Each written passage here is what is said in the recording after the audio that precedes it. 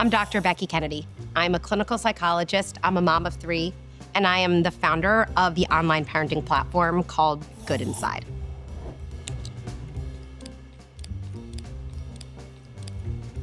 Chapter 1, Rethinking How We Learn, Grow, and Change. So I began my career as a clinical psychologist, teaching parents how to give timeouts and punishments and rewards. That's how I was trained.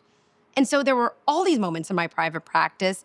Parents would come in, my kid's having a tantrum about something ridiculous. My kid is lying to me. My kid is talking back, whatever it was. And I'd say, okay, let's learn how to give a timeout. Let me teach you how to give a timeout. Let me teach you how to do a sticker chart. So I was doing that for a while. Then I had my own kid. And I also just started to reflect on my own childhood and what moments really helped me and what moments didn't. Plus, something interesting was happening in my private practice. In my private practice, beyond seeing parents to talk about issues with young kids, I was seeing adults for therapy, for couples therapy. And I felt really good about the way I was working with adults. It was a combination of, internal family systems and attachment theory and somatic work. And I'm just a very practical person, so I'd always give homework for the week and so many different things. And I watched adults change their lives. And what I knew is that when adults would come to me for therapy and say things like, oh, I know I talked about asking my boss for a promotion, but I just didn't do it. Or I know we're working on my anger, but I yelled this week. I would never say to those people, give me your phone. No dessert for a week. I want you to leave my office and come back when you don't yell. I want you to leave my office and come back when you ask for that promotion. I mean, can you imagine the therapist? I would hope any client would say, well, I'm never coming back to see you again. Why would adding shame and blame help me improve my behavior? Like, literally, what's your theory for why that would even work? And it just struck me because I'd have these sessions where I was seeing adult, and then parent of a young kid. And I just started thinking, there is no way that what adults need to change could be at complete odds with what children need to grow. And then I realized, wait, I actually think we're causing all of these problems in childhood and trying to fix them in adulthood. It's just a remarkably inefficient system, which is not a way of saying I think we can be perfect parents. We cannot, and we're all gonna struggle with things, and I hope my kids go to therapy to talk about things in their life. But we don't have to approach our kids with punishment and harshness. And if we do, why would we expect them to actually thrive in adulthood? We're actually trying to unwire all of that self-criticism and self-blame that we have as adults from our childhood so we can finally have a little bit more groundedness and perspective to actually make the productive changes we want in our life. Okay, so I was in this moment in my private practice, and I was seeing parents, and I want to be honest, I was still kind of ignoring that feeling in me, like, okay, well, here's how to do a timeout, here's how to do the sticker chart. And one day in my private practice, all I can say is the dissonance, I think, in my body, it just became too loud. I honestly couldn't focus. And I had these parents in front of me, and I was teaching them how to do a timeout. And I ended up saying to them, I'm sorry, I actually don't believe anything I'm telling you right now. And not surprisingly, they looked at me and they were like, why am I paying you any money? I'm going to leave your office right now. And I was like, hold on. I feel like I just need a little bit of time. I know there's a better way. And I was actually thinking, I just want to take everything that I know helps adults and helps them rewire and reverse engineer it to parents to give to kids right away. But I didn't know how exactly yet. And I knew I wanted that approach to be super concrete and practical, because the one thing about timeouts and sticker charts that I think parents love, and me too, is that it just tells you what to do. We're like, well, just tell me what to do. We need something to do. But I was like, we can definitely upgrade what to do from a sticker chart and a timeout. And these parents essentially in my office were like, we're just going to go find someone else to talk to. And I was like, I totally get it. I'm so sorry. And yes, I will definitely refund you for the session. And then I started this just surge, maybe is the word, of new ideas. It's like once I finally said this thing, I had the openness to write down so many ideas. And I think what started was just stripping away all the assumptions that we've all accepted as true. If you don't punish bad behavior, you're basically reinforcing that. Is that true? I have moments that I'm not proud of with my husband, and he doesn't punish me, but I don't think he's reinforcing bad behavior. And if he said to me, Becky, if you yell at me one more time, I'm not going to eat dinner with you for a week. I just don't think that would inspire me to change in a positive way. Now, I don't expect him to be kind of a doormat in the other way, but if he said, whoa, that was not okay. And there's probably something going on with you because you don't usually act like that. And let's get to the bottom of that. I actually think that's probably what you need. And honestly, it's probably the thing that's also going to help you change. So let's figure that out together. No part of me would think, oh, my husband really lets me walk all over him. It's actually a crazy thought that we would only have if we have an incredibly negative view of humans, which I do not have. And when I started to question this approach, I was left with two foundations, really. Number one, we are born good inside. That doesn't excuse our bad behaviors at all. But inside, we are born good. And actually, that's really helpful to know because it creates a gap between good identity and bad behaviors. And it allows us to wonder, well, why would a good person do a bad thing? And from that question, we can actually intervene much more effectively. And the other thing I realized is kids are just born with all the feelings and none of the skills to manage those feelings. And feelings without skills always come out as bad behavior. And so the idea of good inside is that we can separate behavior from identity. And in doing that, we don't become permissive parents. We actually become effective leaders who can teach kids skills they didn't have in the first place, so that not only can they improve their behavior, they can actually grow up and be resilient, successful adults. So let's jump into this idea about how behavior is different from identity, and then very practically how that idea comes to life in managing your kid's difficult behavior. The tantrum, the sibling arguing about something so silly, maybe the I hate you to your face or lying, all those hard situations. We have a habit as humans, for many reasons, of seeing someone's bad behavior and kind of assuming we know everything we need to know about the person. Someone's late to work, that person is lazy. Our kid hits another kid, they're a hitter, right? And then even we take that moment, we tend to project forward. Oh, they're always going to be the bad kid in class. They're never going to have friends. And if you think about what's really happening here, is there's a conflation of behavior with identity. And one of the reasons this happens is behavior is observable and identity isn't. So the quickest thing for our mind to do is we see behavior, hitting, we assume identity, bad kid. But actually, this isn't what's happening. This is what's happening. Behavior is identity, and there's no space in between. The other reason we tend to do this is because most of us grew up in homes where we were seen as our worst behavior. Nobody saw us as a good kid, identity, who was having a hard time, behavior, where those things were separate. So we've actually wired those two things together. One of the life-changing ideas, I think, around good inside is to separate behavior from identity. And this is as life-changing in parenting your kid as it is in relating to yourself, as it is in your marriage or your work relationship. And what's really important is people say, oh, so you're just letting your kid off the hook? They're a good kid having a hard time, so it's okay that they're hitting a sibling? No, not at all. I've never seen my kid hit another kid and say, oh, let out that anger. You're a good kid letting out anger. I love it. That would be so bizarre.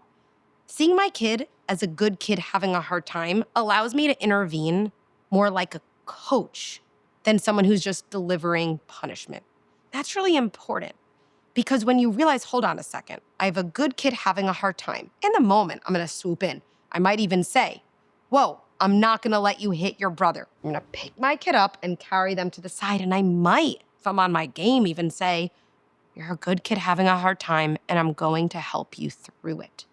It's one of the most life-changing things for kids to hear, and so many parents have said that simple phrase saying to their kid, you're a good kid having a hard time, has de-escalated a hard situation in a way nothing else they've ever tried has. And if you think about it, that makes sense. Think about your own hard moment. And think about the way people look at you like you're a bad person. Maybe it's happened in a recent argument with a partner or at work. And you just get this look like, I see your bad behavior and I kind of am treating you like a bad person. We have shame, we spiral, we get worse. There's nothing more powerful in adulthood as someone saying to you some version of, hold on a second, you're a good person. You just said something that I have a feeling you didn't really mean. Let's take a moment to cool off. We can try this again. In our hardest moments, we are all desperate to have someone else see the inherent goodness inside of us. And sometimes we need someone else to see it before we can access it ourselves. Let's take lying as a situation. Very triggering when our kids lie to us. Recently had a parent say, I have a Nest camera. I saw my teenager steal money from my drawer. I asked my teenager about it. They said, nope, I didn't do it. Separate but related, never ask someone a question you know the answer to. You're actually just trying to catch them in a lie, which makes anyone defensive. But if we think about this as a good kid having a hard time, we see it very differently. It doesn't mean I'm going to throw my kid a party for stealing money, not at all. But I'd probably say something like this. Hey, I saw that you took money from my drawer. Hold on a second. This is not about to be a punishment. That would be way too much short-term thinking. I know you're a good kid. And there must have been something going on that you didn't think you could come ask me for money for whatever you wanted it for. And it's true, I might end up saying no, but it's really important that we have the type of relationship where you know you could come to me. Honestly, that's probably only becoming more and more important as you get older and things get even trickier in your life. So what was going on for you? I just want to actually understand. Understanding what was happening is so much more important than the behavior itself, because that's the only way we can get ahead of everything that's going to happen after. Now, I know what parents think. We traditionally think, isn't that permitting the bad behavior? Understanding the reasons for a bad behavior is not at all the same thing as permitting behavior. And we don't think about that in any other way. If you think about a kid on a basketball team who's a really good player but has an awful couple games, and you think about the coach saying, hold on a second, I'm taking you out for this game, but tomorrow let's go to the gym together. Let's really figure this out. What's going on with your layups and your passing? Everything is off. I'm on your team. I want to understand what's happening. I just don't know one parent who would say, I don't want that coach for my kid. That coach is permitting bad behavior. That coach is basically telling my kid it's okay to have a bad game. It's bananas. None of us think that. You know what we all think? That's the coach I want. That coach actually is trying to get to the source of what was happening, because that's the only way you can actually improve behavior. So a lot of people ask me reward charts, timeouts, stickers. I feel like these have worked to improve behavior. Like, why would I depart from these methods? So first of all, I'd call into question how effective these methods are. And also, a lot of studies that show short-term impact don't tell the whole story of child development. Anything that's fear-based, sometimes you can get kids to short-term comply. I don't think that's data worth bragging about. What we know is that childhood is an amazing time for kids to learn the skills they are going to need for life. I don't know if any of us really think I learned skills by being punished. You do have a model of what not to do, I guess, but nobody's helping you know what to do. Let's take jealousy as an example. Why do kids hit siblings? Sometimes they're just jealous. Oh, my sibling has a truck that I really want to play with in this moment. I'm jealous. I'm frustrated. I don't have the skills to manage those feelings, so it comes out as a hit. Now I get a timeout for not hitting, and is that going to work? Well, fast forward many, many years. I don't think I'm going to be jealous of my sibling in my 20s that they have a toy truck that I don't have. But you better bet that when I see my sibling have a job that feels more successful than my job, or own a home that is bigger than the home I can afford, I'm going to feel pretty jealous and frustrated. And if I don't have skills to manage those feelings, I don't know if it would come out as a hit, but it would come out as pretty toxic behavior. Skills aren't gifted to us with age. We don't magically become able to manage our emotions when we become 18. That's not how it works. We learn how to manage our emotions through our earliest relationships. I always tell parents, kids can't learn to tolerate feelings we can't tolerate in them. So if my kid is jealous and frustrated and that comes out as bad behavior and all I do is send them to their room, maybe short term for some kids, for people-pleasing kids only, not for the non-people pleasers. They just escalate when you punish them. My kid might look like, oh, I'm going to change my behavior. I'm just so terrified of my parent being upset with me. And I can get my kid to comply. I always find this interesting. I've never met one parent who says, oh, I'm so proud of my 30-year-old daughter. She is so compliant. She does everything people ask her to do. She is so attentive to what everyone wants of her that she's just always taking care of everyone else and doesn't really ever take care of her own needs or even know what they are. I've never heard that, although that is the thing that leads to so many women essentially breaking down. You don't just get the skills to manage your own feelings at a certain developmental milestone. And punishment and rewards are purely behavior focused. They do not teach skills. Just like we don't punish and reward kids into learning how to swim, we teach them how to swim. We teach them skills. And importantly, with swimming, we understand that just because I'm teaching a kid a skill, it doesn't mean my kid's gonna swim tomorrow. It's actually interesting. We tolerate the length of time it learns how to swim as a parent, even though those are very expensive lessons a lot of us put money toward. We know this is gonna take time. And swimming is a skill. I think that's actually a very important life skill. Emotion regulation is an even more important life skill. And so how I want parents to start thinking is not just in terms of short-term behavioral compliance, which by the way works against someone later on, but actually I have this window of time where I can actually teach my kids the skills that are actually going to be the most important skills of their life. And punishments and rewards just don't teach skills. So many times I'm asked, is good inside gentle parenting? I actually think the term gentle parenting has probably been misrepresented, but it's just not a term I identify with. So I'm just gonna put it over here. And one of the reasons I don't identify with it is I think some of our most important parenting moments, the word gentle just isn't a word I would use to describe the feeling I'm accessing in that moment. Some of my best parenting moments, even though they're the hardest, is when I do something that I just know needs to be done and is for my kids' best interest long term, but requires a lot of trickiness and hard feelings in the moment. And I think those moments call for sturdiness, like a lot of conviction. And really, if we zoom out, I think good inside is just a leadership approach. So it's really a sturdy leadership approach. I love the word sturdy, and I'm gonna define it. But one of the reasons I love it is it has a feeling associated with it. And it takes it out of just being a word and it does something in our body. If you think about someone in your life who you consider sturdy, you can kind of conjure up this thing about them where you can kind of locate them like, oh, I know where you are. But they also were able to connect to other people. There's something happening there in just the feeling of the word. So if I think about a sturdy leader, they're able to do two things at once. They're able to ground their decisions in their own values. They can embody their appropriate authority in a situation so they're connected to themselves. At the same time, a sturdy leader is able to understand other people, hear them out, maybe even understand their reactions and feelings. They're able to connect to other people. A sturdy leader, at the same time, can connect to themselves and someone else. So let me explain a metaphor because it's actually the best way of bringing this to life. So imagine you're on a plane and you're a passenger. I'm a passenger too, and it gets very, very turbulent. So turbulent that everyone is kind of screaming in the passenger cabin. Oh my goodness! Oh my goodness! Okay, let's imagine 3 announcements you might hear from a pilot. Okay, announcement number 1. Stop screaming back there! You're making a big deal out of nothing. You all ruin everything for me. Stop being dramatic.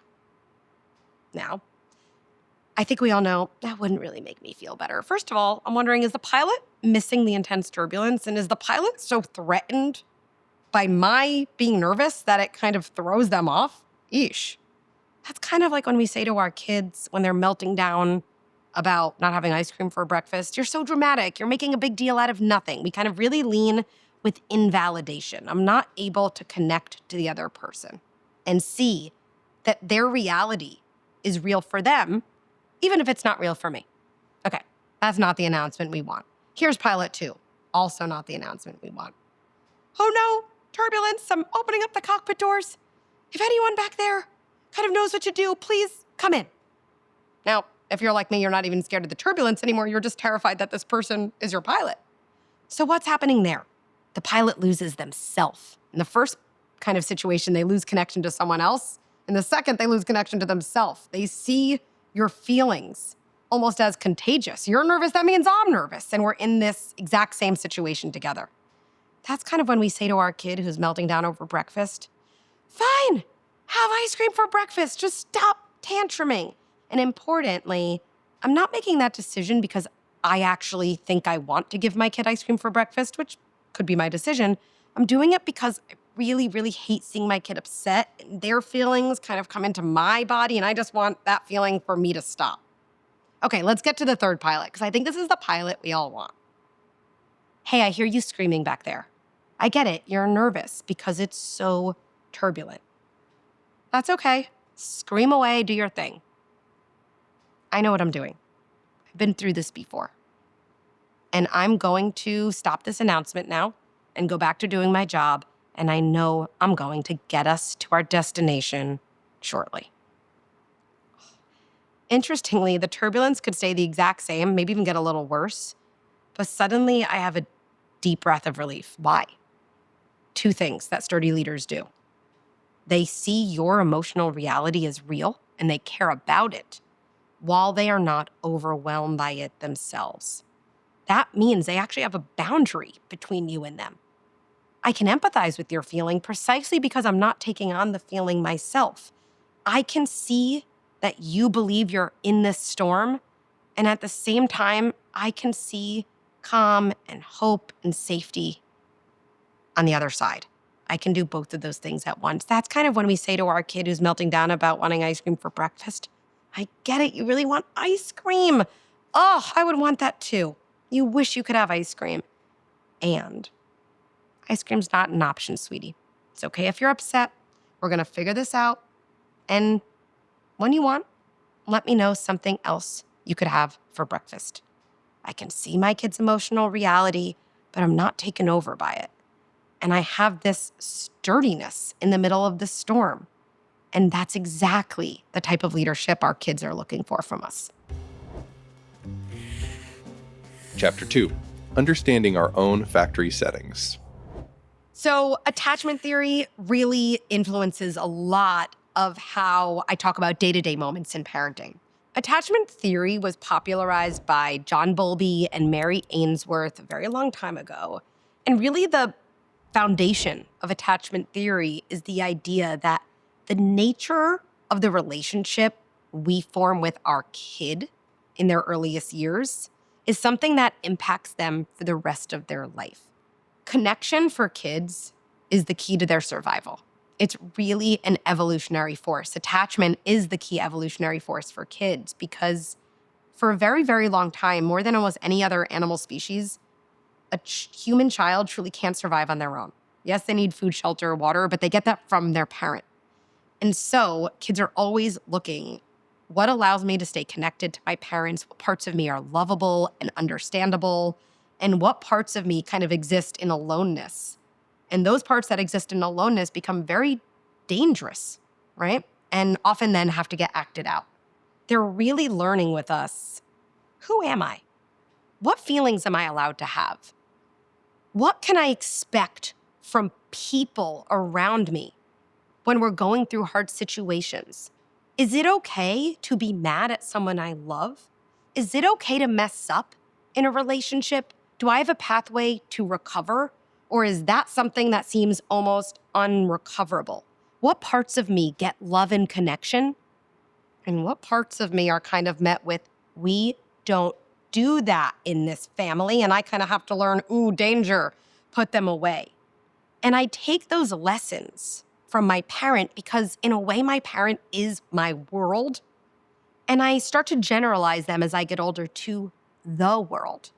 And so the nature of a relationship our kid forms with us becomes kind of a blueprint, or a friend of mine named Myleek calls it her kids' factory settings, where I love that because we can change factory settings, we can change a default. And at the same time, the factory settings our kid goes into adulthood with are pretty powerful. So, for example, when my kid has a meltdown about something that I think is small in my adult life, but matters in my kid life, I don't know, maybe, oh, I'm not with Sophia in class, I can't go to school this year. My kid's melting down, they're crying, it's all your fault. Of course, I have nothing to do with it. But if my general pattern of responding to this is something like, you're being ridiculous, if you keep crying, I'm taking away, I don't know, fill in the blank with whatever it is. My kid does not learn. I'm having a big reaction to classes in second grade and I can respond more calmly next time. No. They learn a couple of things. Number one, it's not safe in my closest relationships to feel upset. When I'm very upset about something in my life, I should expect the people close to me to be very turned off by that and want nothing to do with me. That's one lesson they learn. Another lesson they learn might be, oh, maybe I don't know how I feel.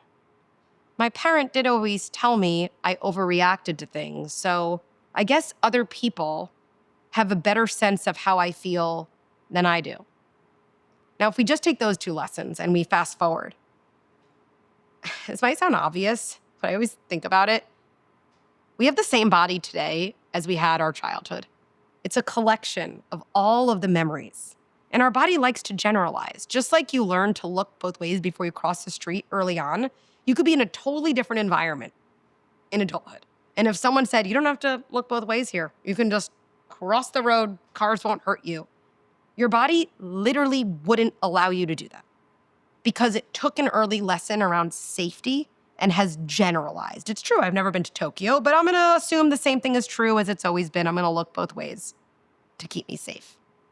So now let's say my kid is no longer in my house, and I'm making this up, is married to someone, and they're really upset about a bad meeting at work. Their body's gonna kind of do an inventory. Is this safe, let's say, for me to talk to my husband about? Or am I basically gonna expect my husband to tell me I'm making a big deal out of nothing? So then I don't talk about it, but the feelings remain. You know what probably happens? I don't know, I'm probably snapping at my husband about something totally irrelevant. I'm probably super short with my kids. I'm probably acting it out in some other ways because our feelings don't lie. That's one kind of legacy of attachment. Another legacy is when we invalidate our kids all the time, which sounds like you're dramatic, you're making a big deal out of nothing. This is a disproportionate reaction. They doubt their emotions in really dangerous ways. I'm just gonna go for it because I'm pretty direct. Let's picture a girl who's now at a bar at age 20 something, 25, and someone comes up to them and they're kind of flirty, it feels fun, stranger, they don't know, and then it goes a step further. Come home with me.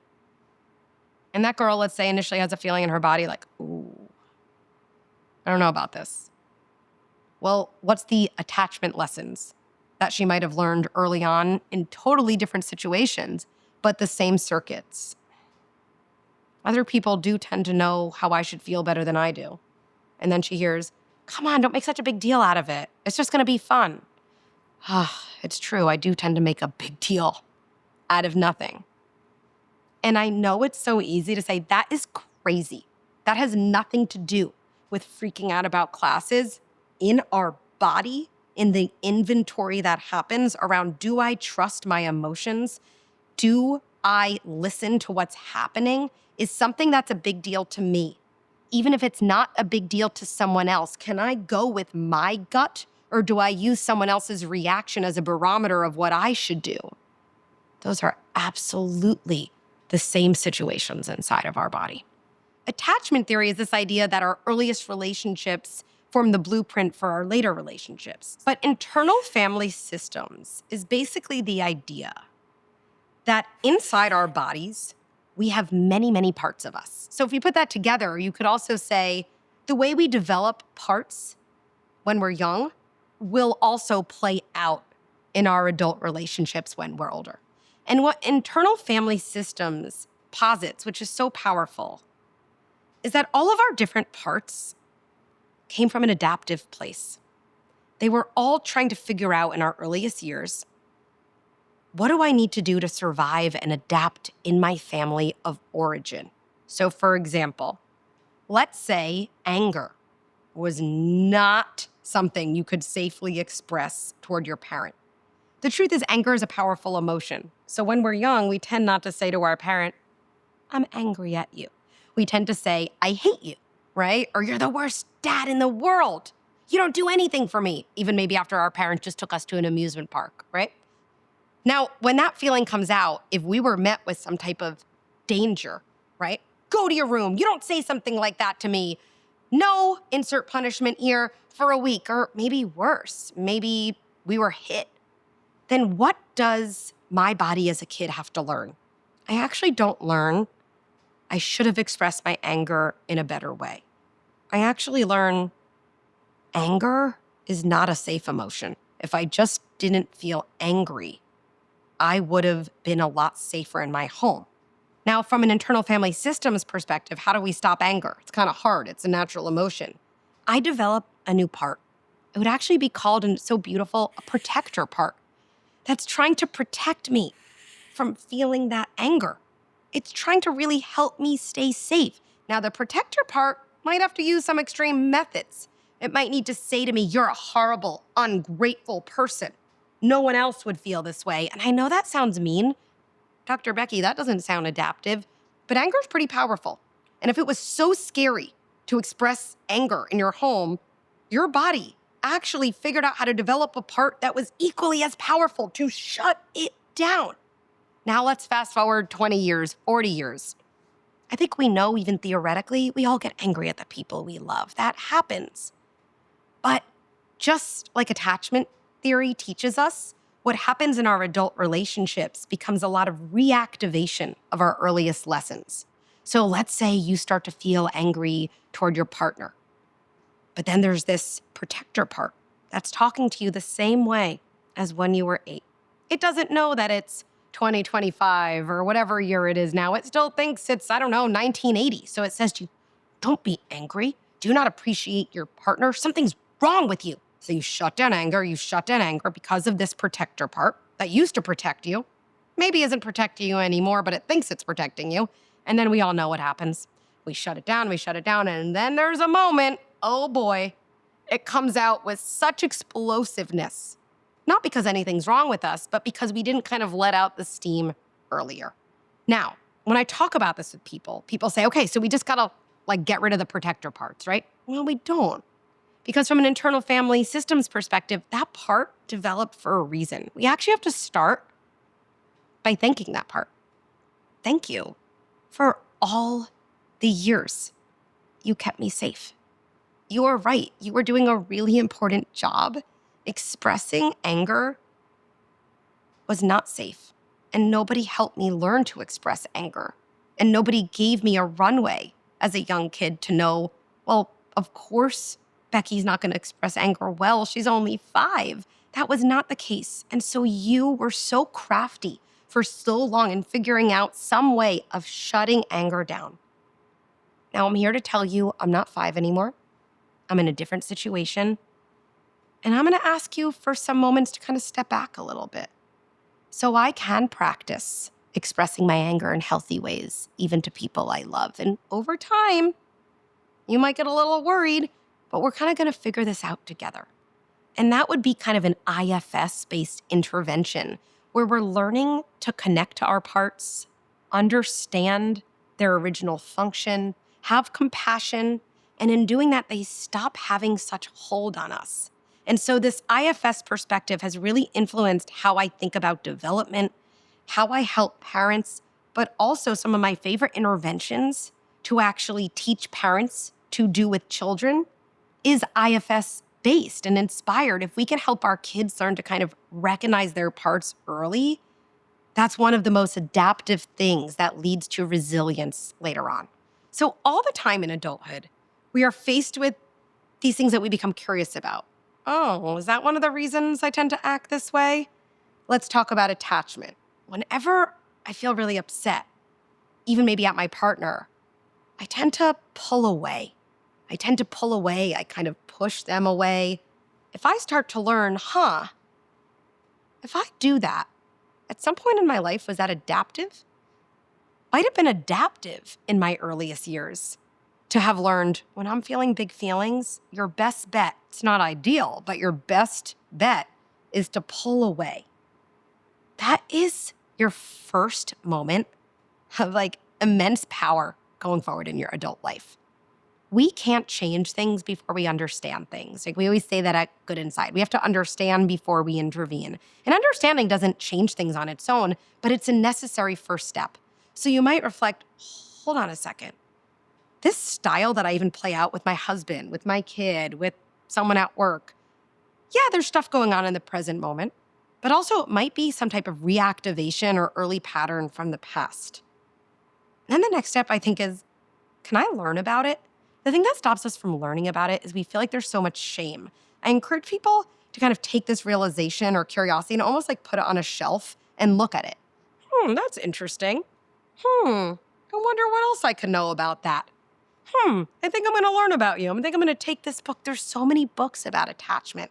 There's so much we teach at Good Inside about something called reparenting, about triggers, which is not at all about blaming your parents. Blaming to me is such a powerless move. That's not what we do. It's actually about understanding. Why am I the way I am? And why do I do things that I don't want to do, but it just keeps happening? And if we can learn about that, then we can actually start to talk about it with someone. I might say to my partner, you know what I've learned about myself? When I'm upset, even though I kind of could really use some support, in the past, before I even knew you, I never really got that support. So one of the things I would do is kind of pull away. Do you ever feel like I do that to you? Maybe like I get really, really snappy and even mean, which is not okay. And then later we realize I'd actually been having this really hard week at work. Your partner might look at you and be like, yeah. Which actually, it can feel hard, but I promise you it can be this beautiful moment of a new type of connection when you're almost both looking at this thing in the shelf like, yeah, that's kind of true. And I think in the best partnerships, both people are understanding how my earliest attachments influence what I'm bringing today. And you learn about yourself and you learn about each other. Because it's amazing when a partner can start to see, oh, I think she's doing that pulling away thing. It doesn't mean it's my job to make this better, but actually having a little clarity, I might say to my partner in a hard moment, hey, look, the last week has been really hard. I feel like you've been really snippy and let's figure that out. I also know, based on our conversations, there might be something hard and vulnerable you're going through. You can talk to me about that. This is not the same as early on. And I know it's going to feel hard because it's new. Why don't you take a moment? Because the snippiness and snapping at me, I know that's not the version of you want to continue. And I know it's going to be a leap of faith for you to try something new. But I know we're both working on this. And I'm going to ask you to do that. Why don't we find a time and you can tell me what's really going on? And this is where our earliest attachments give us information to empower ourselves. And in no way do they kind of put us in some type of prison. Chapter 3, How to Regulate Your Emotions at Any Age. There are things we can do to improve our emotion regulation skills. Number one is actually just realizing it's a skill. I think parenting is a skill too. That's actually what everything we do at Good Inside is based on. We've been told forever, parenting comes naturally. You should just know what to do. I hear this from parents all the time. I'm struggling with my kid. They're having these tantrums. I'm yelling them all the time. And then they say, yeah, I'm getting tips on Instagram. I read a book here or there. But when you really realize, hold on a second, this is a skill. Any other area of my life that I really care about, I invest in learning skills. I get some professional help. I practice. That's actually so empowering. That's a sign of strength. It's just that parenting has always been told to us is something that just comes naturally, which is why we feel shame and we stay alone when we're struggling. That's actually the biggest thing I hope to change. And so yes, there are so many things we can do to work on our parenting or to work on emotion regulation, which is definitely a part of parenting. Attachment theory and emotion regulation are deeply connected concepts.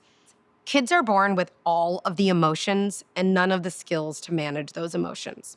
That gap, right, explains why kids and adults act out. It's when emotions are greater than skills. But the thing about these skills that's different than some other skills is they're rarely just taught in a textbook or in a classroom. Kids learn skills to manage their emotions through their attachment with their parents. This brings up the concept of dysregulation and then co-regulation, and then the thing we all want, emotion regulation. So let me explain. Because kids are born with all of the emotions and none of the skills, they're often in a state of dysregulation. All that really means is my emotions are greater than my skills, so my emotions come out as a tantrum, as a huge outburst, maybe as an I hate you, as flailing on the floor. That is a state of dysregulation. My kid is having big emotions, but doesn't have skills to manage. Okay, what's co-regulation? One of the ways, and the most powerful ways, kids get from dysregulation to regulation is through borrowing a parent's regulation. So let's picture the scene. My kid is melting down. Why? Because I cut their grilled cheese into triangles, not rectangles. Classic meltdown, which is probably just representative of there have been so many things in my day that didn't go the way I imagined, and my bucket of frustration is full, and the triangle of grilled cheese is just the thing that spills it all out. My kid is dysregulated on the floor. How kids learn eventually to regulate, even in the face of frustration or disappointment, is that they experience over and over and over and over and over again a caregiver who was able to stay relatively calm in the moment the kid was dysregulated. It's almost like, here's my dysregulated kid flailing on the floor, here's my calm, and it's almost like the calm can transfer from my body to my kids. And now my kid has this much calm. Not much, but it's growing. You can almost imagine this as, well, when will my kid be able to stay totally calm? A big part of it is the repetition over and over and over. My parents stayed calm. I've absorbed through co-regulation enough of that calm regulation that it's in my body and I can access it. See, the scariest thing to a kid is when they get dysregulated and overwhelmed, which is essentially like, the feelings in my body are so scary that they take me over. That's such a helpless state. But imagine your 4-year-old in that helpless state, and then they see their parent who they depend on for survival and see, oh no, the things that feel overwhelming to me are also overwhelming to my parent. My parent can't stay calm with this. That's that situation where you're freaking out when there's turbulence, and the pilot's freaking out when there's turbulence. The way you're eventually, even as an adult, going to feel safe amidst turbulence is actually probably going on flights over and over that have turbulence and absorbing the regulation from the pilot. You start to believe it yourself. And so through a kid's attachment relationship with a caregiver, they start to see things that overwhelm me might not overwhelm me forever. Things that kind of knock me off my rocker and feel intolerable actually are tolerable to my most important, safest adult. And that over and over brings a kid from dysregulation to co-regulation to that eventual state of emotion regulation. I should say that we never fully live in emotion regulation. All adults still need other adults in time to help co-regulate. That's why when you've had a horrible day and you go out with some friends and you're having dinner and they say, oh, that stinks, I've been there too. You're like, wait, that's so weird. Nothing about my day changed, but I'm actually feeling better. We absorb some of the validation and calm, and maybe someone believes in us in a way we forgot that we could believe in ourselves. We still need co-regulation, even as adults, but hopefully we're not as dependent on it as often as our kids. And I promise you, your kid won't be as an adult if they've gone through that motion a bunch of times in their early years. Our ability to hold opposing truths at the same time is one of the most important things for our mental health and successful adult relationships. I'll explain both. Our feelings, our internal states are very complicated. Very rarely do we just feel one thing. For example, in parenthood, you might feel like, I love my kid in a way I've never loved anyone in the world. And you might also think, I kind of miss my pre-child life.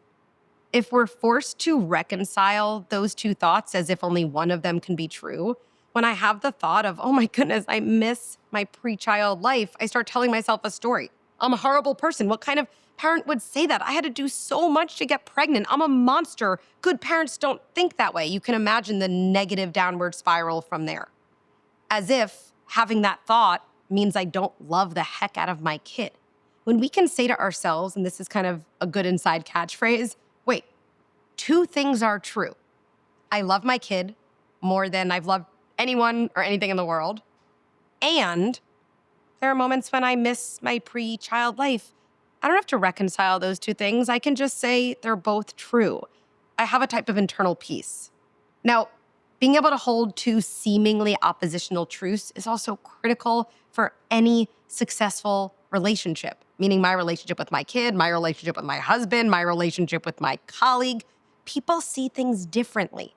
And when we need someone else to see things the exact way we see things, we get into really intense conflict. In a marriage, maybe we both want to go to our own families for the holiday. If I'm only trying to convince my husband, here's why that's a ridiculous idea. Here's why I should go to my family. I think we all know how that conversation goes. If I can say to myself, hold on a second, I really want to go to my family this year. Maybe I can understand why my husband wants to go to his family. Maybe we just need to put on hold which family we're visiting, but maybe I can understand my husband and still understand myself. And maybe that conversation will be a lot more productive. And guess what? It is. This comes into play all the time with parenting too. Setting boundaries is a big part of a parent's job. And newsflash, kids generally have one reaction to our setting boundaries: a tantrum, especially when they're young. When I say to my kid, even beautifully, oh, I know it's hard to turn off the TV, and TV time is over. I'm gonna turn it off now. I've never had a kid say to me, that's a really good decision, Mom. Thanks for your sturdy leadership. No. Especially when my kids were younger and they weren't used to boundaries, they would cry. They would tantrum. They would say, you're the worst mom in the world. All my friends watch more TV than I do. If I can't hold two things as true, if only one thing can be true, I start getting very mad at my kid. You're acting ridiculous. You already watched a show. I surveyed all of your friends' parents, and all of them told me they actually watch less TV than you do.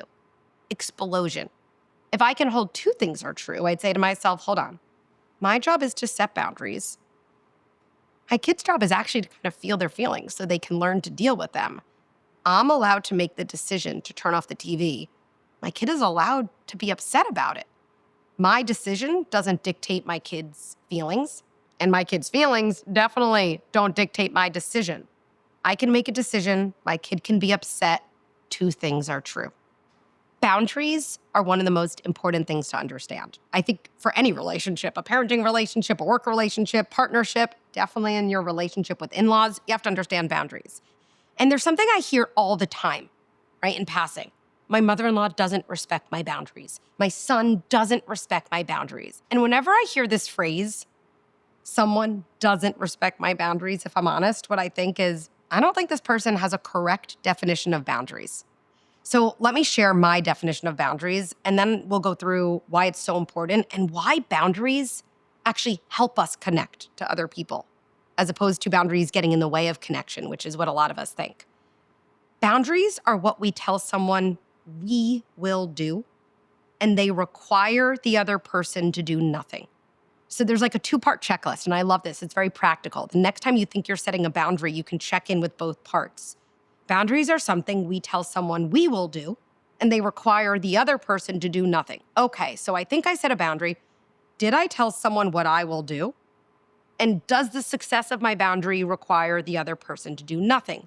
You have to have two yeses for it to count as a boundary. So when I say to my son, right, and this is a great example, because I live in New York City, I live in an elevator building, and I have a kid who has about 0% people-pleasing in him, right? So he's not inherently people-pleasing. Good for him later on, challenging in childhood, right? And so if I say to my kid, when we get into the elevator, don't press all the elevator buttons. It's very annoying to stop at all the floors, or it's disrespectful to other people waiting. And then my son goes in and just presses all the buttons. So many parents would say, my kid doesn't respect my boundaries. Or, get off the couch. Hey, stop jumping on the couch. Hey, I'm gonna count to 5. My kid doesn't get off, and I say, my kid doesn't respect my boundaries. Okay, in both situations, did I tell my kid what I will do? No. Does the success of my boundary require my kid to do nothing? No. In both situations, this is so powerful. I am making a request. I'm requesting for my kid not to press the buttons. I'm requesting for my kid to get off the couch. Now, there's nothing wrong with a request. We make requests all the time. And if our kid especially isn't able to follow a request and we think it's really, really important, we have to set a true boundary. Now watch for the difference. Hey, when we go into the elevator, I'm going to stand between you and the buttons. And sweetie, even if you lunge for the buttons, I will stop you. And then if you're wondering what I would do, yeah, I would get ready. I'd have my move ready. When my kid lunges, I would just say, I'm not gonna let you do that. That's a great boundary. Not we don't. It's like a weird thing we all learn to say to our kid. We don't press buttons. We don't hit. Hopefully your kid knows that. Not we don't. That's really giving away all your authority. Listen to this language. I'm not gonna let you do that. And then I'm gonna stop my kid. That's a boundary. I'm telling my kid what I will do, and I'm not putting the success of my intervention in the hands of my 4-year-old. And that actually gives you back your power. A true boundary gives you your power. Think about all the times we say, oh, I told my kid to turn off the TV and they didn't do it. They don't respect my boundary.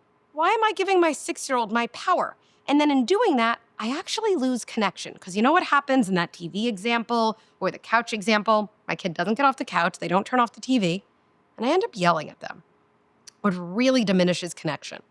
But if I zoom out, I can almost say to myself, why am I setting myself up for this moment? I don't even have the impulse control to turn off the TV. I go to bed later than I want to. How in any situation is my 6-year-old going to watch a TV show and say, you know what? It's a good decision to turn off the TV. It's just not realistic. So what should I do? The next time we watch TV, I'm going to hold the remote, sweetie. And at the end of your showtime, I'm going to turn the TV off. My kid will not say thank you, but that is a boundary. And it's more connecting because I'm setting my kid up for success. And I'm not asking my kid to do my job for me. I'm not saying, could you do the thing that's hard for me because I don't really want you to have a tantrum and I don't really want to deal with that, so I'm gonna put the power in you? No way. We want to get our authority back, which is a big thing at Good Inside. I call it authority without aggression.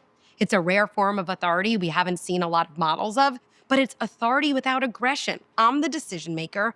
I'm gonna set boundaries before I get frustrated. I'm gonna set boundaries before you end up doing the bad behavior. And that's actually going to preserve our relationship. Another example of this at work, because it's the same thing. You're always showing up for a 9 a.m. meeting, you're leading this meeting, and someone's always late, and you're so annoyed, and you say to them maybe some various passive-aggressive things. It would be nice if we could start on time tomorrow, right? And then we think this person doesn't respect me. Please be on time. They didn't come. If you want to set a true boundary, you can say at the meeting, hey, starting tomorrow at 9 a.m. meetings, I just want to let you all know I will begin the meeting at 9.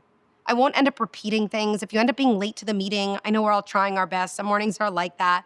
You can come to me after. You can get notes from someone else. I will begin meetings at 9 starting tomorrow. I hope you feel a little pep in your step. You're like, oh, instead of giving my power away to someone else, I'm actually reclaiming it. And I can do it in a really kind, connecting way. And that's really what leadership, whether in the home or in the workplace, is all about. So when we're flustered, and parents ask me this all the time, what do I do when I'm really flustered to calm down? And I think a parent even once said to me, I'm on the edge. I'm about to scream at my kid. I know it. I don't want to. What do I do in that moment? I often think of this being the equivalent of someone saying to me, all right, I drove to a cliff. My car is on the edge of the cliff. How do I not fall off the cliff? And what I would say to that person is, why are you driving to a cliff? I mean it. We're asking the wrong question. The best question is, how can I recognize that I'm on a road that always ends on a cliff and try to exit that road before I get to the cliff? When you're on the cliff, how do you not fall off the cliff? I really mean this. Nobody has a great answer to that. I don't. I mean, sure, I guess there's one or two things we could do, but our ability to do something productive when we're teetering on the edge, it's selling ourselves short. It's kind of like not setting our kid up for success. We're not setting ourselves up for success. So often, I think we're asking kind of the wrong questions, which is actually why we're stuck. And it's so empowering to know if you feel stuck with a question, how do I not tip off the edge?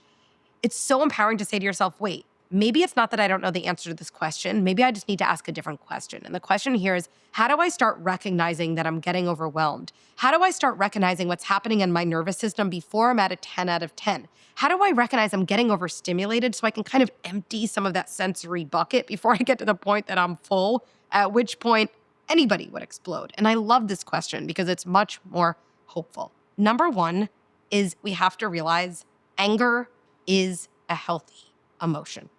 I don't just mean a normal emotion. It's a healthy emotion. Anger tells us what we want and what we need. I actually wouldn't wish the removal of anger on anyone. If we want to preserve any sense of self-esteem and self-worth, we have to have access to anger. Can you imagine someone saying, I'm never angry? That's really a way of saying, I never know what I want. I never know what I need. That's actually a really, really sad state of being.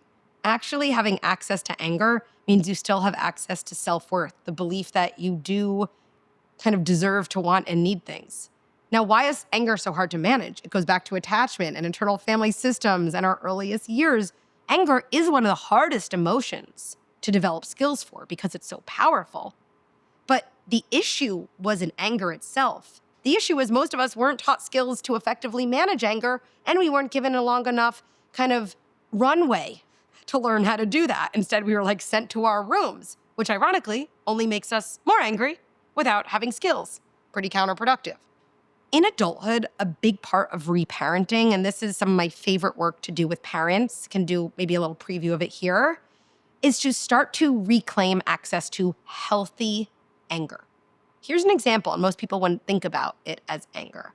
Okay, I'm really overwhelmed at bath time, let's say. Let's say I'm a stay-at-home parent or I'm home earlier and my partner works.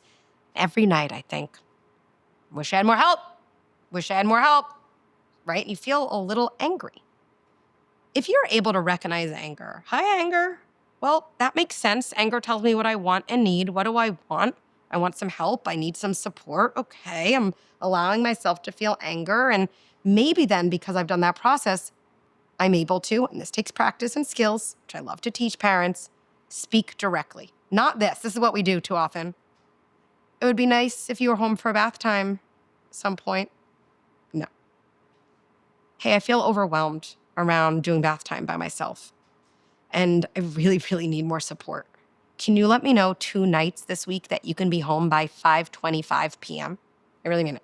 I start with a feeling, I name a need, and I'm specific. I always just have this little acronym, feeling, need, specific. The specificity matters because so often, especially in parenting, when you're the holder of information, you say bath time, the person who's less involved for whatever reason might have no idea what you mean. They're like, I came home at 7. Oh, I didn't know that bath time was at 5:30. And this is hard for a lot of us because we have been so conditioned to try to get as far away from anger as possible that we don't communicate directly. We kind of dance around it and we do something extremely powerless. We hope someone else recognizes our need before we do. Like we're almost crossing our fingers. I hope my partner knows I need help at 5:25. We do something we hint and hope. Oh, I'm just gonna drop a hint and I'm gonna hope. It's so disempowering. So amazing to realize, wait, anger is healthy. It's telling me what I need. What do I need? Can I listen to it? Can I name a feeling, right? I probably need help. That's what my anger is telling me, right? With bath time. And the minimum is 2 nights a week at 5:25. Now what I'm doing, and I always talk about this with parents, kind of if I think about a road to rage, which is what we mean when we fall off the cliff, is instead of waiting till I'm almost at the cliff, I'm exiting. I'm literally taking an exit. Another example might be, oh, I'm so touched out. I can't even deal with my kids anywhere near me. Wait, maybe that's an anger signal in a way. What do I need? I need some time alone. Whenever I tell my kids I'm gonna go for a walk, maybe my partner's home or I have some help or they're old enough to stay home alone and they say, wait, I wanna go with you. Now I realize, no, sweetie. I really love being your parent and being with you. I wanna be very direct. I also really need time to myself. That's really important. So it's okay if you're upset. I'm going to take this walk for the next 20 minutes totally by myself. That's something I need. That is another kind of exit on that road, and ironically comes from your ability to recognize anger. You're feeling a little angry at your kids, resentful, and you can actually use that information to exit that road, again, before we're on the cliff. I actually think the simplest thing you can do is adopt this AVP practice. AVP is a basic foundational emotion regulation skill. And just to go through those steps, it's acknowledge, validate, permit.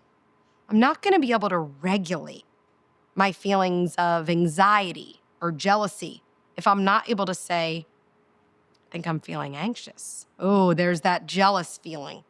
I always think of acknowledgement as saying hi to something. And I find this really, really useful because as soon as I can say hi to jealousy, the jealousy is a part of me and not all of me, okay? So as soon as I can say, whoa, hi, jealous feeling about my friend getting a promotion when I'm kind of struggling at work. Now, instead of jealousy kind of being in the driver's seat of my car, it just feels like it's taken over. That's when we make really bad decisions. I'm in the driver's seat of my car. I'm kind of like waving to jealousy in the back seat. It's kind of like an annoying, pesky passenger, but I'm acknowledging it. And then I think we have validation. Validation is telling yourself why your feeling makes sense.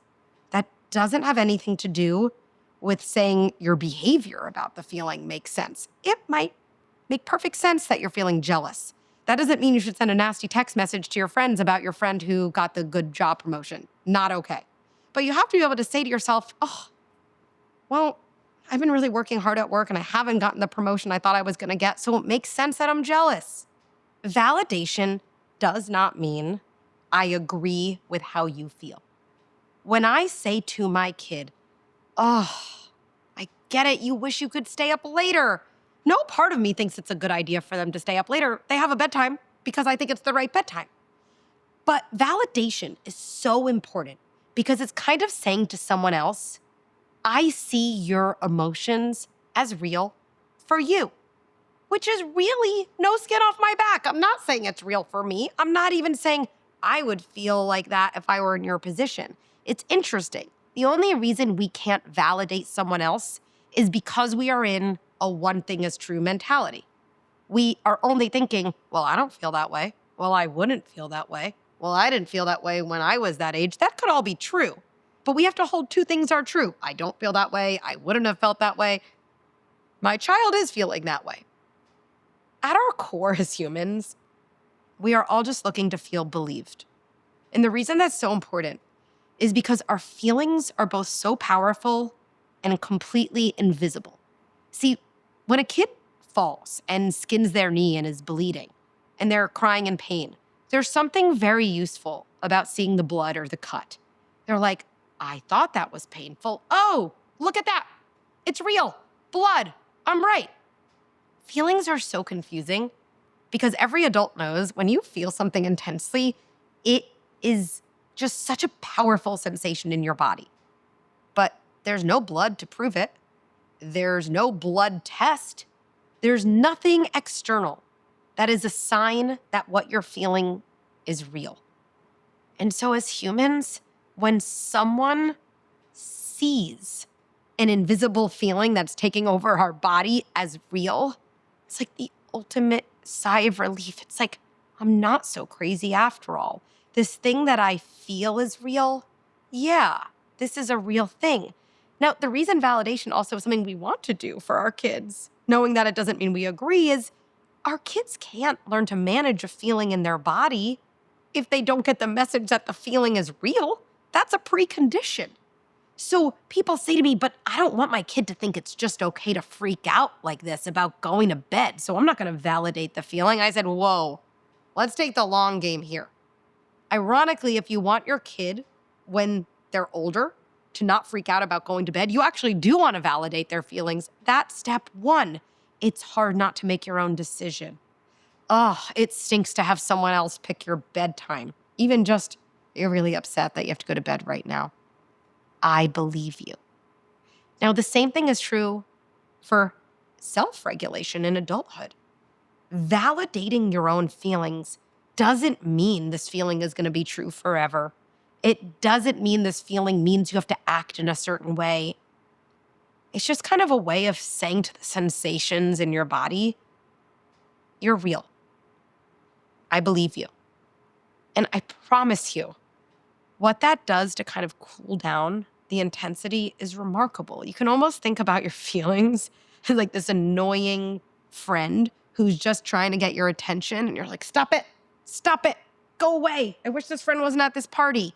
You just kind of have to look at the friend sometimes and say, hi, I see you, you're real. And then that friend will like simmer down a little bit and won't be as pesky. So big picture, validation doesn't mean agreeing. Validation doesn't mean I feel the same way. Validation is just a way of saying a feeling is real for that person. And when you think about it that way, it might be a lot easier to start doing. The next thing that I think is missing is what I call permission, which is just giving yourself permission to have the feeling. It's actually remarkable. Sometimes I think our feelings would be saying to us, please just allow us to be there. Please just allow us to live in your body. We're not looking for much more. As soon as I can say to myself, I allow myself to feel jealous. I permit this jealous feeling. It also doesn't have as much of a hold on us. So I'm asked a lot, all this validation of my kids' feelings, am I just coddling them? And I love this question because I really, really want to differentiate the two. Coddling is a real thing. Let me be clear. There are a lot of parents, I see it too, where there's coddling. And what that really means is you are limiting your kid's capability. Good Inside is all about helping your kid access and bring out their capability. I believe that's the best thing for kids. That's what resilience is. And validation of whatever your kid is feeling is a part of helping your kid be capable, but it's not the whole thing. I think about two things that are really important components of helping a kid become more capable. And the first one is kind of that I believe you. And we hear other people talk about this. So let's say a kid is on a soccer team, but they're no longer starting. And they found that out, and they don't want to go to practice tomorrow. To me, the first I believe you, the validation would sound something like this. Look, I get it. I would probably feel the same way. Like, I just kind of want to stay in my room. I can't believe I lost my starting spot. That stinks. If I say that to my kid, and then I say, I guess you don't have to go. Yeah, I think that's really limiting to a kid. Really limiting. It's not just coddling. I just think it's a very sad thing that when a kid feels that they're not capable of something because of their emotions, we collude in that not so capable version of themselves. I think that ends up being a horrible feeling to a kid. Oh, I didn't think I was capable of doing something hard, and no one else really believed in me either. Now, the opposite of coddling, I guess, would be something like, you're making a big deal out of nothing, go to practice. This is absurd. It's interesting. I don't think that helps bring out a kid's resilience either. Now, all of a sudden, my kid really doesn't want to go to practice because it's just a way to defy me. So that's counterproductive. My kid's going to feel let down at a million points in their life when they're older. And if they can't do that first step of acknowledging and validating and permitting their feelings, they're not going to be able to recover from it. And just judging yourself for your feelings makes them harder to deal with. So what's that middle ground? What's that resilience building ground? We have this I believe you. But the second part, and I do think this is missing sometimes, but let me tell you, it is core to what we do at Good Inside. We never forget it. I believe you, and I believe in you. It's actually really easy to remember that. I believe you, and I believe in you. You want to raise a resilient kid, especially in the face of some nervous or anxious feelings. You need both parts, okay? And in a way, I picture my kid's kind of in a hole, almost, not like a abyss, but let's say it's like a little hole. They're like, I can't do this. No, I kind of need one foot in the hole with them. Like, that's the part that's validating. I believe you, I'm with you. But this is important. You need 1 foot out of the hole. I always think about it, 1 foot in validation, 1 foot in capability and hope. So what would that sound like? We started, look, I get it. I'd feel the same way. Honestly, not having a starting spot anymore, that's really hard. And I too would probably just want to curl up in my bed and not go to practice. And you're a kid who can do hard things. I want you to hear that from me. You are. And showing up to practice really uncomfortable and a little bit embarrassed, I'm not going to tell you you can work your way out of that. It is going to be a really, really hard practice. And you're actually going to get more out of going through that than you probably would if you were just having the starting position for the rest of high school. I want to be honest. And I really know you can do this.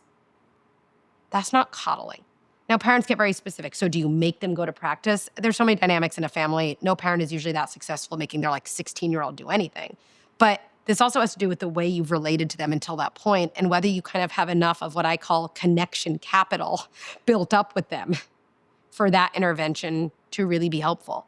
I'll give you another example, right? Your kid isn't in class with anyone they're friends with. You have to call the school.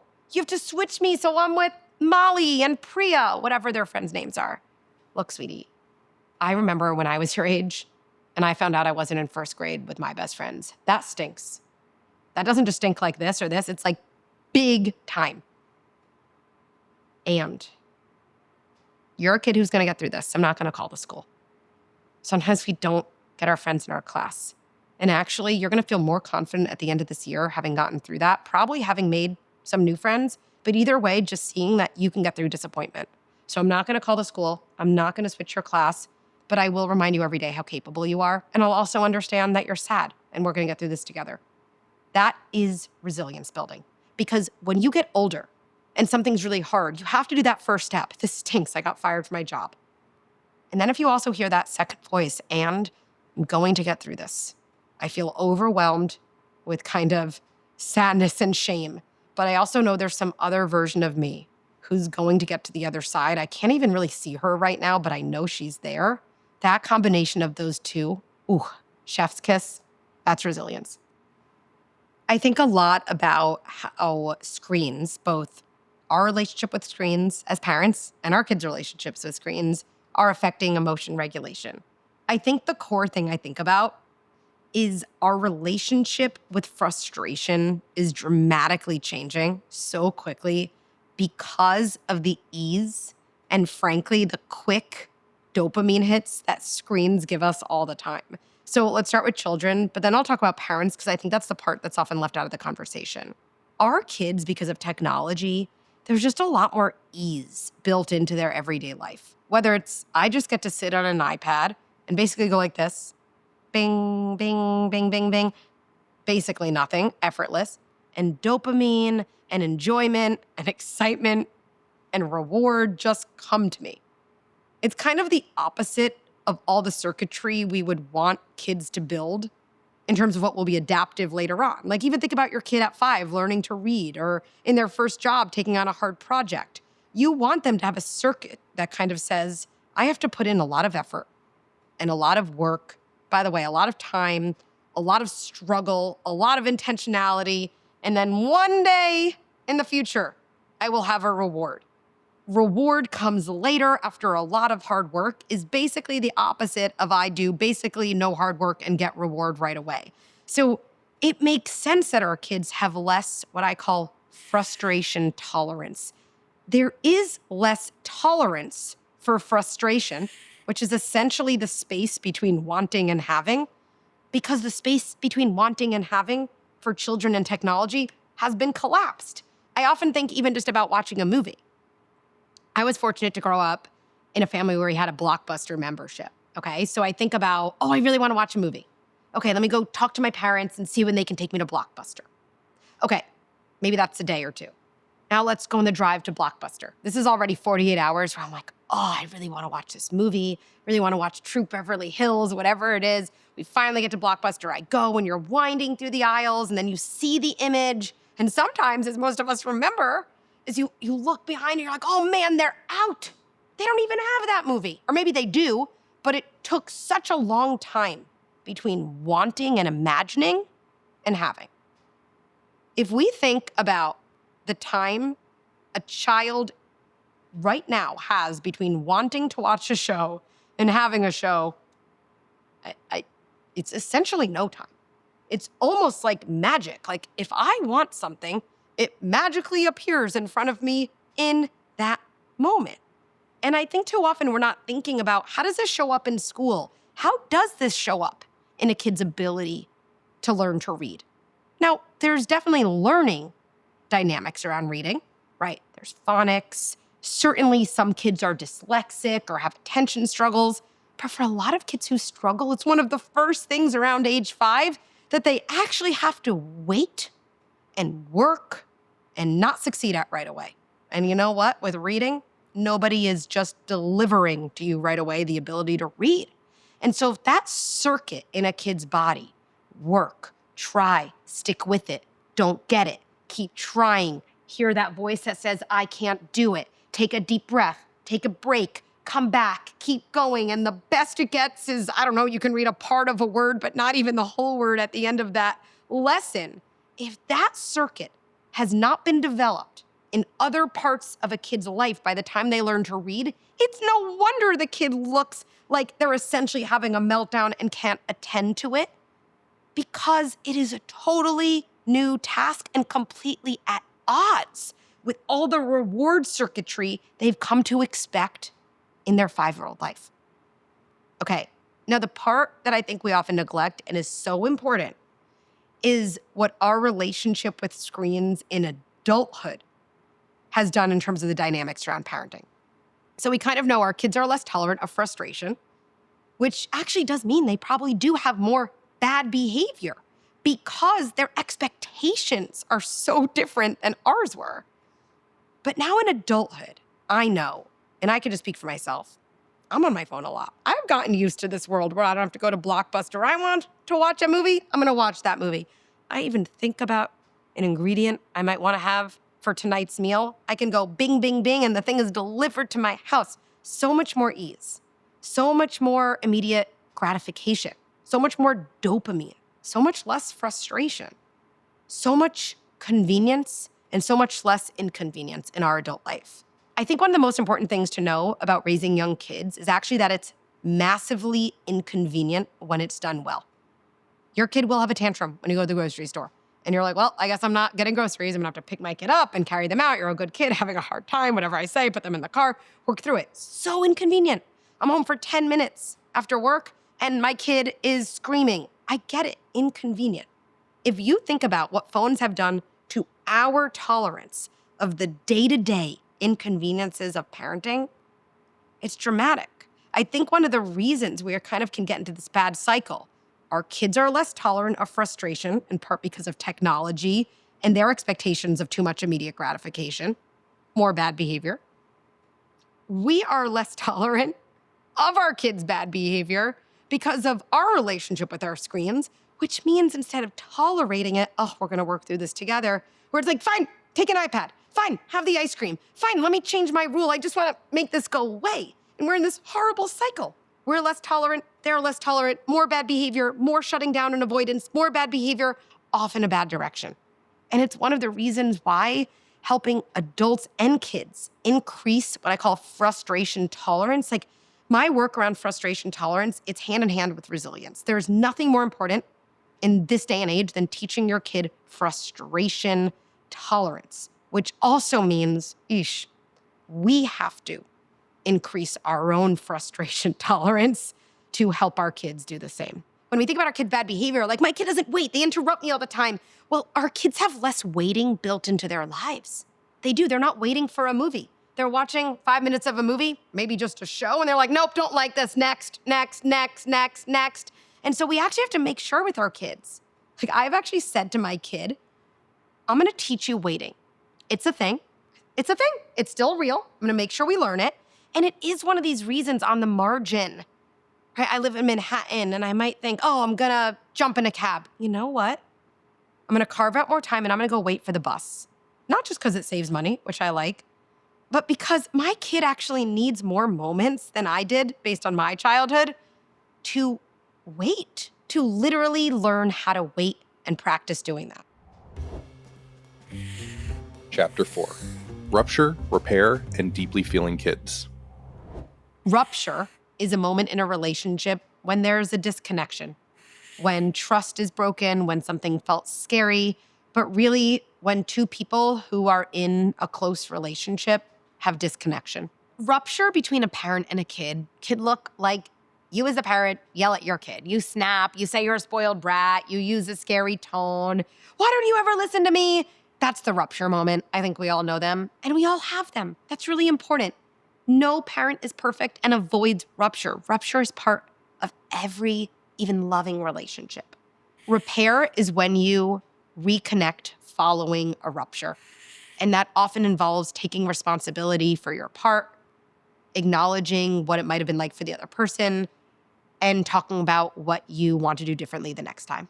Now, I think it's powerful to think about the difference between a repair and kind of just an apology.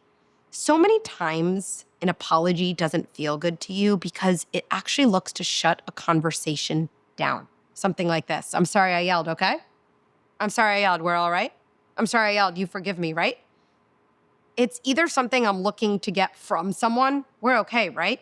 Or it's a quick conversation ender. I'm sorry, can we move on? That doesn't help someone, and it doesn't reconnect. A good repair actually opens up a conversation.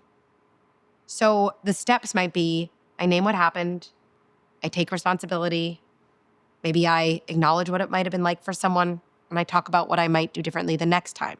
Sounds like a lot of steps, but it can be really short. Hey, I yelled at you earlier in the kitchen. I'm really sorry. I was feeling really frustrated, and that came out as a yell, and I'm sure that felt scary to you.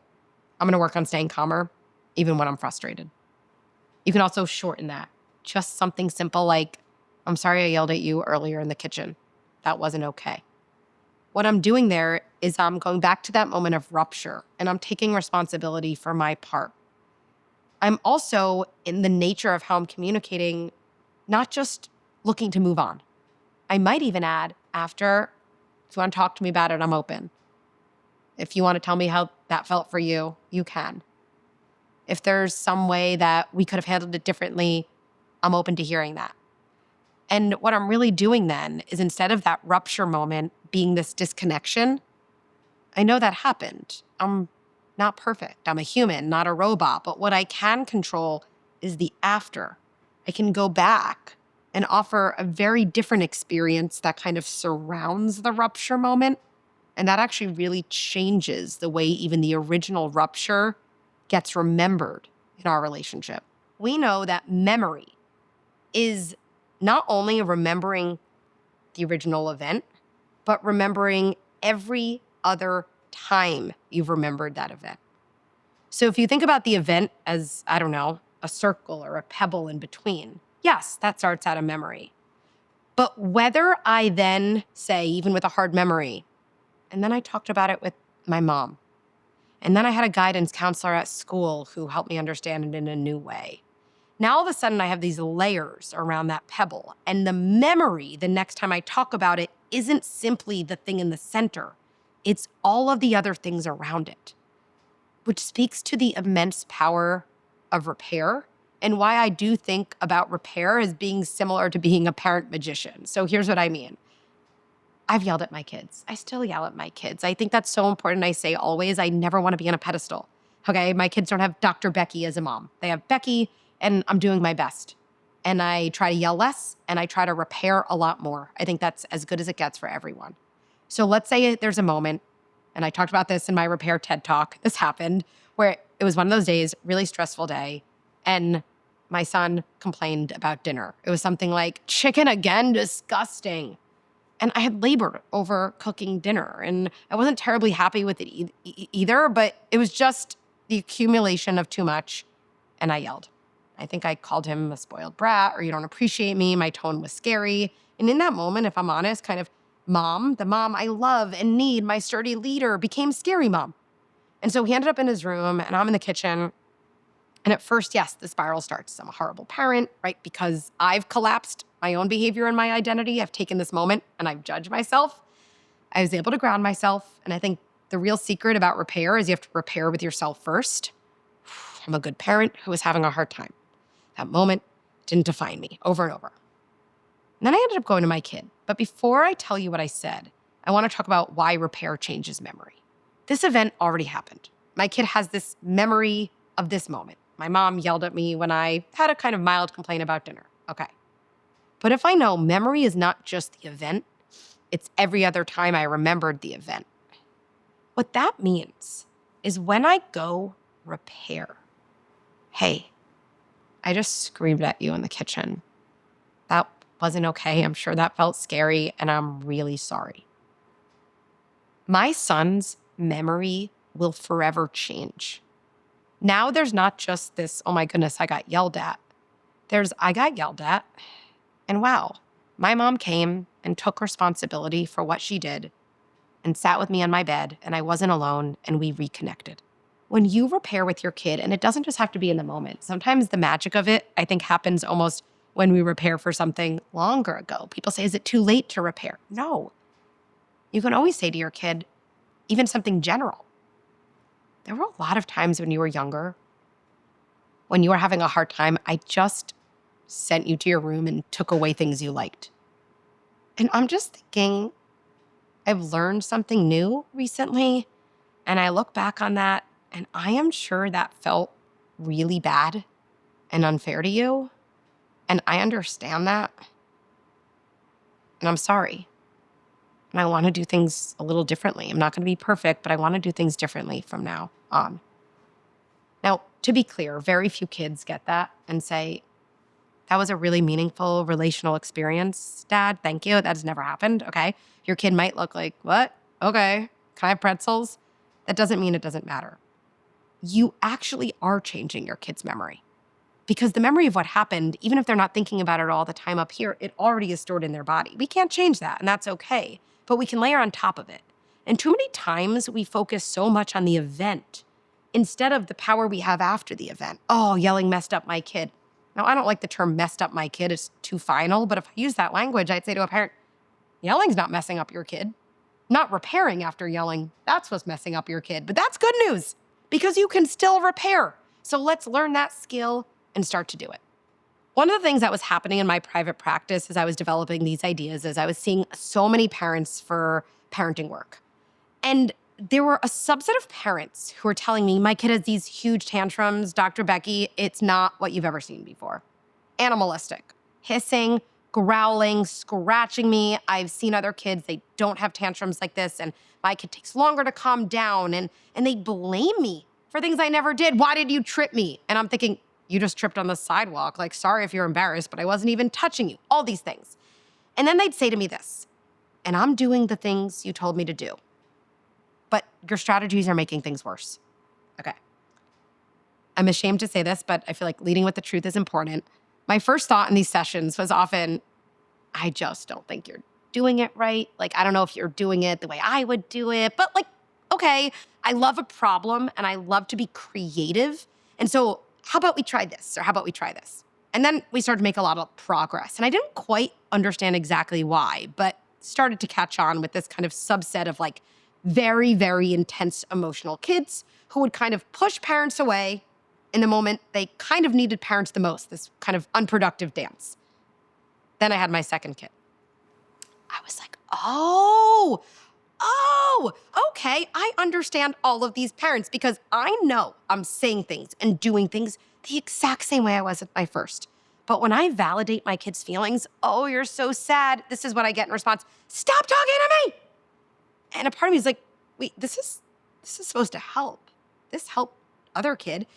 And then I would see these animalistic meltdowns. It's kind of the only way. Like the 0 to 60, it was so intense, and the calming down would take so much longer. And I just remember thinking, oh my goodness, I have to call all these parents and say, okay, I am so with you.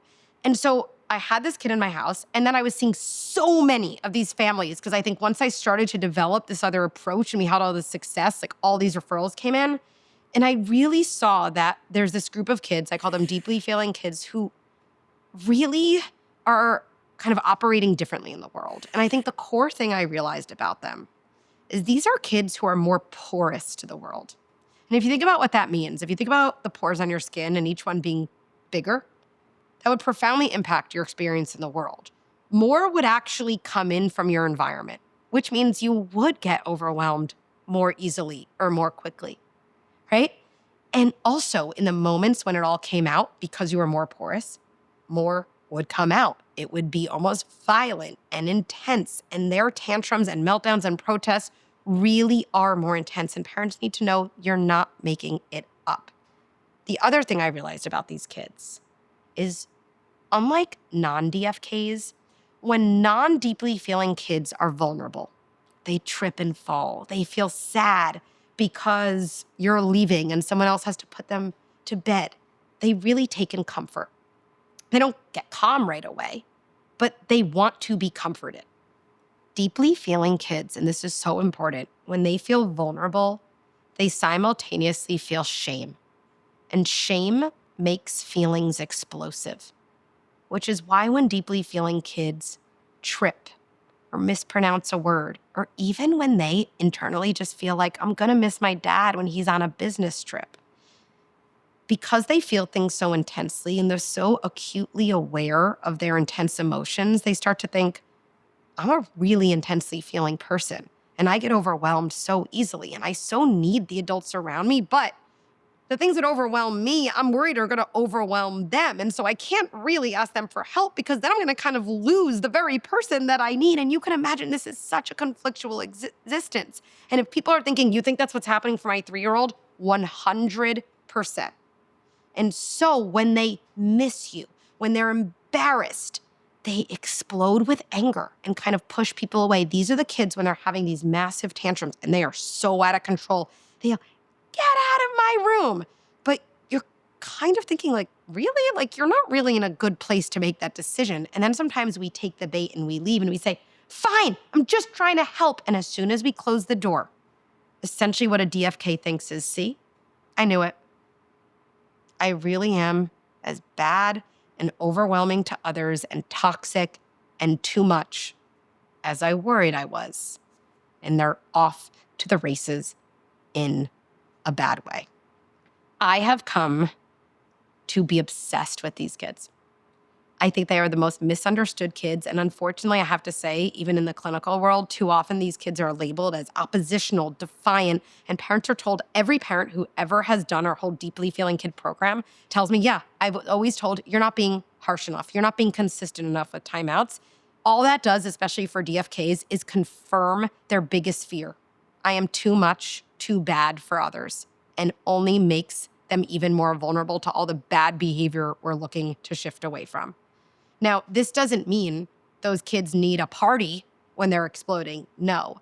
But I've developed this way of understanding those kids and something I call a side door strategy. See, when typical kids, not typical, but when non-deeply feeling kids are upset, you kind of picture them in their house and you can kind of go up to their front door and you're like, hey, I'm here to support you. And they kind of respond like, sure, come on in. Hey, it was so hard when your brother said you couldn't play with him and his friend, right? And a little bit, a non-deeply feeling kid will go, right? And you kind of know you have that moment. You say that to a deeply feeling kid, and they do. They slam the door in your face. Get out of my room. Stop talking about feelings. But we misconstrue that as them not wanting our support. It's just too direct. It's like almost too close. And so I've developed this way of understanding we have to go around to the side. And what are you going around? You have to go around their shame, which is actually their fear that all their big feelings will lead to disconnection. So just as one example of that, it might sound like this.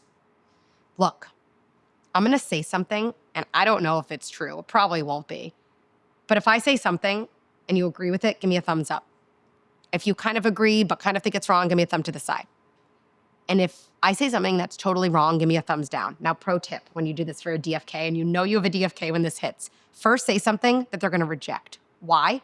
Deeply feeling kids, based on their fears, they need to titrate closeness. They kind of need to push you away a little before they take you in. So you might say first, I think you were upset earlier because I promised you I would take you to the moon and the space shuttle just wasn't ready. Maybe I'd say that to a kid who loves space, and my kid's gonna go like this from their bed. Oh, no. And inside you'll think, oh, I'm so winning, because then you can say something like this. This is an exact example that a family shared with me. They did this, and the second thing they said was, I think it's really hard when you're playing with your brother and his friend and you're included. And then all of a sudden they want some alone time. And this family told me the kid gave a thumb to the side, with for a DFK is like as good as it gets in the beginning. And the parent told me I was just so happy. It was like the first connection we'd had in a while. And I just kind of didn't say anything. I was like frozen in shock. And the kid goes, ask me another question. Deeply feeling kids get so overwhelmed and struggle to understand themselves. And truly one of the worst things for a kid is to be ununderstandable. And too often for DFKs, because we think we have to lead with harshness or be more consistent with punishments, they actually get worse and worse because they feel so ununderstandable. It's the worst feeling for a kid Nobody understands me. It's almost like, am I even real? Who am I? All kids need to feel understood. I think it's harder with deeply feeling kids because traditional methods of trying to understand your kid, they do reject. And then we can take that very personally. We feel like, hey, I'm trying my hardest and you're stopping me from feeling like a good parent. But what's important to know is after kids act out, after that hitting and that animalistic tantrum, or after your kid says something awful to you and they're alone in their room, it's just so important to imagine that that kid is actually so overwhelmed and frightened because they're alone. Now, that doesn't mean we should run to our kid right away. We might need to regulate ourselves first. And connection can mean a lot of things. But finding a way to be close to your kid again, to even remember in your head, wait, I don't have a bad kid. I have a good kid who is having a hard time. Finding your kid later and saying, look, I know we all have moments when we do things we're not proud of. I love you. Nothing you could ever do would change that I love you. That is so, so important. And so that moment, and there's so many other ways you can kind of go around the shame, the dynamic with these kids completely change. And they become much more able to manage their emotions. And actually, they get to tap into all the amazing parts about being a DFK. They are these intensely feeling people, which when you get around the bad behavior and the shame, you see their intense joy. And they're so funny, and they're leaders, and they're so self-assured. And so deeply feeling kids are kind of my passion project within the passion project that is good inside. And I'm just excited for more people to think about their kids or maybe even themselves in that framework.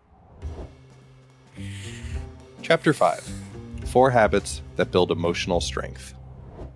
I think about 4 daily habits that really, really compound in a beautiful way over time in terms of parenting your kid. And I'm going to go over all 4. You don't have to do all 4 every day, but it kind of gives you a little menu. Number 1 is taking care of yourself. That is a really important part of being a sturdy leader. If you think about the sturdiest pilot, they would never say, I love piloting my passengers so much that I have piloted for 30 straight days and I haven't even had a moment to myself. I'm sorry, I'm getting off that plane. I am not letting that pilot fly me. In fact, there are laws to mandate that pilots get rest. As parents, we have to think about that ourselves. Self-care is not selfish. Self-care is self-sustaining. And kids don't need martyrs. They need sturdy leaders, and that means parents have to take care of themselves. So the practice of taking care of yourself should be a daily habit. And that doesn't mean, oh, I'm going to Paris for 6 months, I'm taking care of myself. I mean, if that's something that you're able to do and it works for the family, but for most of us, what that means is I'm going to sit down and drink my coffee while it's hot. I'm going to make my own breakfast. I'm going to have some water. I'm going to carve out time where I'm still instead of running around all the time. I'm going to go to bed early. I'm going to work out. I'm going to see a friend. That's an important daily habit. Number 2, connecting with your kid. The thing that really compounds over time with your kid is connection. I love strategies and scripts and little hacks here and there. But the truth is the only strategy you really have with your kid when they get older is connection. And this is one of my biggest issues also with timeouts and sticker charts. I've seen too many families where there's a 16-year-old who stops going to school. They're like, you can't make me. Or they're doing really, really dangerous things. And they never quite say this, but they kind of do through their behavior. I'm too big to put in a timeout. And I don't give a fill in the blank about stickers. And you have spent 16 years not connecting to me or getting to know me, and there's really nothing between us. And that's terrifying. The only thing that makes a 16-year-old listen to your rule about a curfew or tell you about something pretty messy that they need help with at school or with friends is that they feel connected with you. And it's never too late to build connection, but connection compounds. The work we put in when our kids are younger to talk to them about hard things, to understand that they're upset about something that wouldn't upset us, that compounds in a massive way when our kids are older, and connection is really the only thing between us. Number 3 is seeing hard feelings as something we want to help our kids sit with, not fix. feelings are not for fixing. And if we want to have kids that are really resilient and not fragile and not entitled, we have to make sure our kids are learning how to sit with hard feelings rather than looking to us as the fixer or the exiter of hard feelings. Oh, I didn't make the soccer team. Now, sure, maybe there's a time to think, is there a soccer team in another town? But not first. Oh, that stinks. Sit with disappointment rather than an immediate exit. Ugh, I'm the only one in my class who can't read. Ugh, I'm so glad you're telling me about that. Tell me more. What happened in class today? Rather than, that can't be true. Well, at least you're good at chess, whatever we say, to lift our kids out of the feelings. Becoming resilient by the time you're an adult compounds from seeing that you can cope with hard feelings and hard situations, not entirely avoid them. And the fourth habit is repair. I actually tell parents all the time, if you're going to get really good at something in parenting, get really good at repair. If you back into that, it's almost overt permission to mess up because you actually can't repair if there's not a rupture. So the only way to get good at repair is to have a moment that you didn't feel good about. And so I hope you can use that with levity. Like, wait, I'm trying to get good at repair. Step one is maybe yelling at my kid. Okay, check, I did the first step. And they always say the first step is the hardest step. So I guess I'm just well on my way. And now I get to practice repair. I'm doing the daily habit of repair. Repair matters so much. So self-care, connection, helping kids tolerate hard feelings, not exit from them, and repair. Those are the 4 habits that really, really compound over time. Taking a hard moment and kind of forming the sentence, I'm a good person who, is life-changing. I'm a good person who yelled at my kid. I'm a good person who's been late to work a lot. I'm a good person who struggles to be honest about my feelings in relationships.